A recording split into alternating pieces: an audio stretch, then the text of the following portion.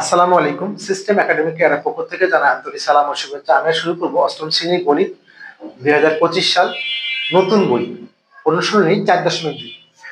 আমরা এখানে 11 নম্বর question solve করব।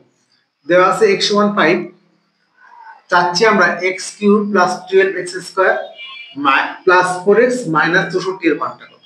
এখানে একটা ইম্পর্টেন্ট জিনিস শেখার বিষয় আছে, আমি লিখি নাকি এখন লিখে মানটা লিখি। চাচ্ছি হলো x কিউব মাইনাস হলো 12x square plus 4x minus 64। প্রথম কাজ হলো যেটা a কিউ আকারে আছে, আপনি আগে দেখেন মানটাকে a cube 3a square b 3b square plus b cube আকারে আছে।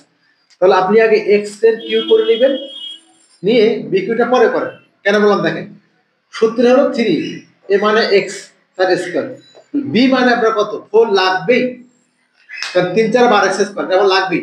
b যদি এখানে অন্য কোনো মান থাকতো, সাপোজ 8 বা 10, ওই মানটাকে আমাকে b এর মানে কত মাইনাস 4 এর কিউব, এটা আমার লাগবেই।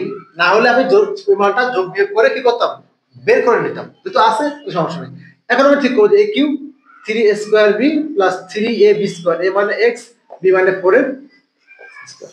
তো এখান থেকে হলো a cube 3a square b 3b square minus b cube সমান হলো a মাইনাস b এর হোল কিউব। তো x মানে কত 5। এখন আমি মানটা বসাবো 5 মাইনাস 4 এর হোল কিউব। তো 5 থেকে 4 গেলে হলো 1 কিউব। এই হলো আমাদের 11 নম্বর কোশ্চেন অ্যান্সার। আশা করি বুঝতে পারছেন।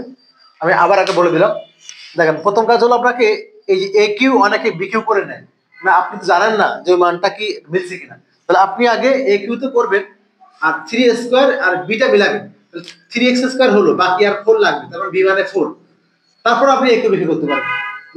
তাহলে কিন্তু অঙ্কটা ইজি হয়ে যাবে। জাস্ট আপনি মান এখানে লিখে মান বসিয়ে এলো আমাদের 11 নম্বর কোশ্চেন অ্যান্সার। আশা করি বুঝতে পারছেন। সিস্টেম একাডেমিক এর পক্ষ থেকে আপনাদের সালাম জানিয়ে শেষ করলাম আজকের মতো ক্লাস। আল্লাহ হাফেজ।